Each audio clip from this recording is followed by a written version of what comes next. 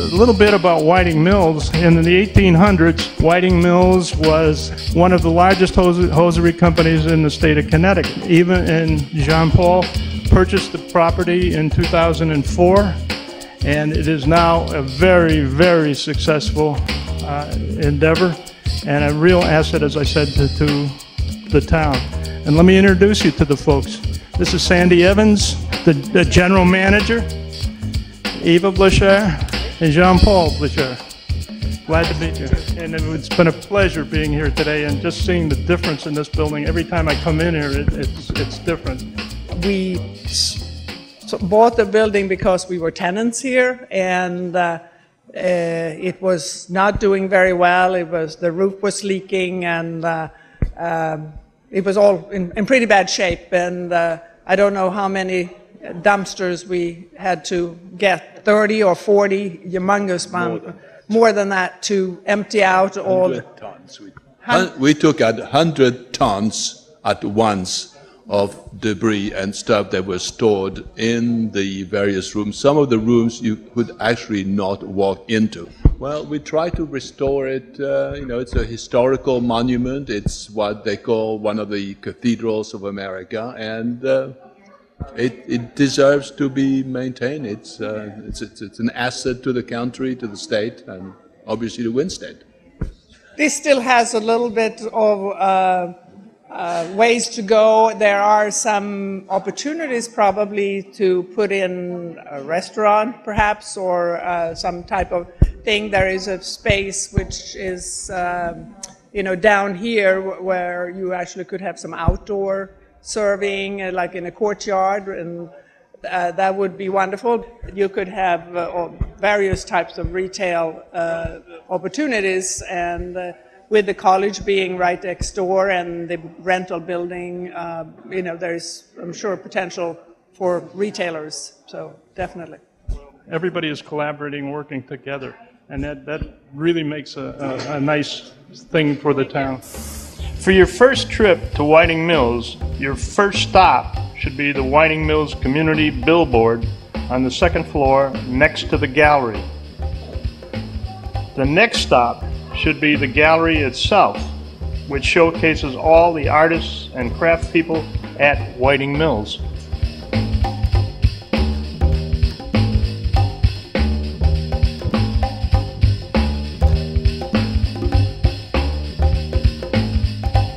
Now at the studio of Gay Chef. And Gay, you were one of the original artists here at Whiting Mills? Yes, I've been here about 7 years. That's very fine. And who were some of the other artists who were with you at this time? Don Was was here, and we were the two pretty much full-time artists here at that time. Well, the most impressive as we walked through the studios today is how everybody seems so successful, and what a wonderful place Whiting Mills is. It is. There's diversity. There's a range of arts, and crafts, and photography, and furniture, and so forth. Well, let's take a look around your studio if we can. Do you want to lead us around? Sure. I work in a variety of media, and this is my setup for encaustic. Yes. And encaustic is beeswax, and into the beeswax I add Demar varnish and color, and then cool it into these blocks, and I can pick up these blocks, and this becomes my palette. And each color has a designated brush, and the brush is just melted when I'm ready to use it, and applied onto any kind of a substrata that's porous, like balsa wood, birch panel, watercolor paper, applied, and you can see it's dry already, and then I either use a torch, right now I'm just going to use a heat gun, or a heat gun to melt it. Then I can add more layers, I can drop organic material in here, I can build and build and build up my layers so that you can see one image through another. Because it's wax, it's semi-transparent. This is the encaustic, which is built up many, many, many layers so that I can texture it by impressing with clay tablets, by scratching in with a stylus, and by mark making with a brush and then fusing it all with a torch between each layer. The frame is built up with a putty, and then the wax is fused on it and built up further and then sculpted in. This is an etching, which has been, the ink has been pushed into the surface of the wax, and it's permanent.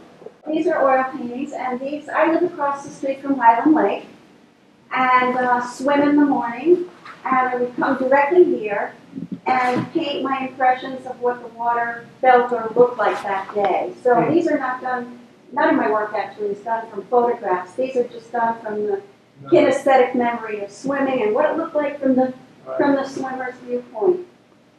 These were done in plein air, so they're painted from direct observation in watercolor from Rhode Island, trips to Rhode Island. Oh, I love swimming there. We are now at the studio of Jim Gagnon, and Jim is a jeweler and a pewter smith, and a good friend of mine for some time now. It's good to see you again. Good to see you, Jim. I'd like to have you describe a little bit about your studio, what you do here, and then we can take a quick tour of the facility. I use the studio as the foundation for designing, the location for designing, and all my tools are here to do different materials. Pewter smithing and silversmithing are separate entities. I can't share the tools, so I have to have a lot of everything. And the size of the studio represents the first we'll go through is some joint use tools, but then the other bench that you'll see here is all exclusively for pewter smithing. It's a different type of material. You don't contaminate between silver and gold and things like that. And then the second half, going into the back areas where I do all the silver work, gold work. So I work in both of those. And it was accident. I learned pewter smithing to make larger pieces in silver, but kind of got caught in using that, you know, and it was quite an adventure. We're in the first stage of the studio's workspace. The tools that you see in the foreground here, for us anyhow, and then you're looking at, are shared between the two skills. And I neglected to mention that I'm also a sculptor, and a lot of the things you see around are tests for that. So my future line will be James Gagnon Design, so it encompasses all of it. You know, we don't have to have a list. Whenever I do jewelry, it's silver or gold. And then on the shelf there, I have samples of the pewter, and those are the bowls that I produce, and that's hand fabricated from flat stock the same way I do the silver. And my desire was to save the industry's handwork, and it's been 30 years in the making. There's not very many people that take the time to learn these trades anymore, and it's too bad. But I succeed in coming up with contemporary designs regardless. It's not ancient or old. Standing here with Peggy Giles, who is the creator and the entrepreneur that began this wonderful, wonderful collection for Winsted, the DeMars collection. And you want to tell us how this all started? Sure. It's not just Winsted, it's approximately 50 other cities, towns throughout southwestern Massachusetts and northwestern Connecticut. Many of the pictures, trying to be precise here, many of the pictures were taken by my grandfather, Frank DeMars, and then he purchased collections from other photographers. And as I go along in the process, I learn about lots of other photographers that he bought their images, their glass plate negatives. And the glass plates, the negatives, were stored in my aunt's attic. And when my aunt died, that's when I inherited the glass plates. And so the pictures are printed from negatives as opposed to being printed from a postcard. It's been a process of about 4 years. And identifying them and cataloging them, I'd find certain ones that were just made me scream. You know, there's one with two women and they've got banners and one of them says, "Looking for a husband, I'm all alone." And it's like I just screamed when I saw that. I said, "Oh my gosh, look at this." And then the women's basketball picture of a women's basketball team in the early 1900s, like 1907, in Winsted, at Gilbert. I mean, that's kind of neat. I've got some in the, I'd like help with identifying some of the ones in unknowns. Because I just assumed that most of the lake pictures in the unknowns were Highland Lake. It turns out they're not, of course. There's some from West Hill Pond. There's some from a lake on Mount Riga in Salisbury. And there's one with a big, giant ship, which I like to think was Winsted, but nobody's identified that.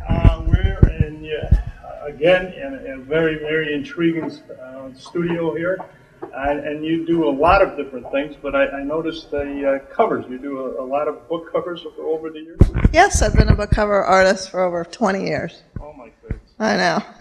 Any idea how many book covers you've created in those times? Several hundred I've worked on in various ways, you know, from shooting the whole thing to putting pieces together to retouching, a little bit of everything. Okay, we're in Winsted at the Whiting Mills, and this is the Railroad Model and Hobby Supply. Excellent. This is a fantastic spot. I've been here before, and you can spend a lifetime in here just having some fun walking the aisles. One of the most incredible things to me is how the technology has changed over the years in terms of the models themselves. Yes. They're incredible. Sure.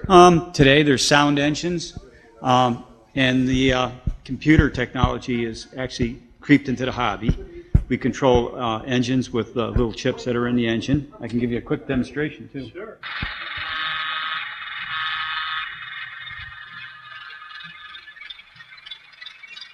What I'm doing is the track is live here, and I'm sending a decoded signal down through the rail to a chip in the engine and telling the engine what to do.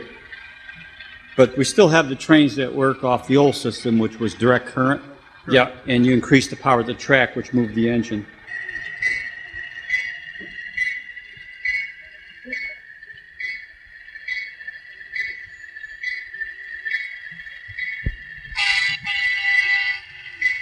But I see you also have racing cars and Yes. airplanes and other hobbies. Yes, our main gist is the trains. That's our specialty. And all the fellows that work here, they're all knowledgeable in that aspect. They've been doing it all their lives. But we carry a little variety of everything. We do custom building for customers. Some of this is my own stuff that I came up with. But we do custom building in all different scales for customers. And it doesn't pertain just to model railroading. We do some other custom building too.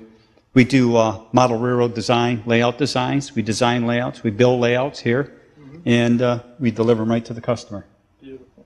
Beautiful. Yes, we have customers that come from all over the country. Sometimes they have events and they'll come in actually from other countries, but we get people from California, Florida. But locally, on a steady basis, we get people from New York State, Massachusetts, in Connecticut, as far away as Rowayton, and out towards Providence that way. But it's a unique hobby shop in the fact that there's hard to find hobby shops that stock items like we do. We have all the little widgets and gadgets, and we have a good service. So that pulls people. You do a lot of work on the internet? Some. We have a website. We do some work, but we prefer to work with people. I think when you describe your studio, how would you describe what you do? I do all forms of soft furnishings. So it could be upholstery, which I have going on over there, headboards. I've got window treatments that we're doing, cushions all the time. Well, this is a love seat. It's just a little bit bigger than a chair, so it's a really nice, convenient thing. And this is actually for a decorator. I'm doing the work. I'm a workroom for decorators, too. So, and as we're looking at this, I'm getting into 4 layers. I've got some velvet underneath here and some blue, and then some peachy color and this color, and I'm going to take it all apart and put it all back together. So this is something that really means something to somebody. This is an heirloom piece that's been in the family for a long time. We're going to actually do this in a beautiful green chenille. It's something that goes with the new decor. Okay, so this is a decorator that's come in and said, okay, we're going to use this piece again, but we're going to change it to the new decor. So that's that's a nice way to bring an old piece updated. And this is a collaborative effort because this leg was broken right off, broken right here. So I brought it down to Tony and Dino. He made me a new leg, put it all together right here, and we kind of worked together on a lot of pieces. He has new furniture that I upholster the seats, and it's the wonderful benefit of being here with so many different artists. Somebody can refinish a piece for me, fix a piece for me. I can do upholstery for them. It's the multitude of people that are in this, artists that are in this building now has really grown a lot. And it's made it easier for me to not have to go elsewhere to get, things refinished or repaired. I think this area has a lot of incredibly talented people anyway. Yes. And, a concentration right here in this building. Well, they're quilts that are designed by Judy Niemeyer, taught by Jackie Kunkel, and we've been together now, I don't know, it's just been 6 months, 6 weeks or something, or 6 months. And you do a technique each month. So that will be a wall hanging. The one down at the end and the one on the other side have what they call extensions on them. And I believe those are queen size bed quilts. They really are magnificent. David Archambault. But I go by David. That's much easier. That's the way I would know you. Looking at some of the pictures you're doing, just marvelous. Again, the different combination of art in this building is incredible. It's beyond incredible. When I first came here, I noticed that we really have a building full of masters in their profession. If you look at the studios are full of their work, but it's also full of how they do their work. And it's an incredible building. I think the difference that I've noticed coming here over the years is how successful they've become lately. We're trying, and I've actually taken on the task of changing the marketing and really making it a destination for the area.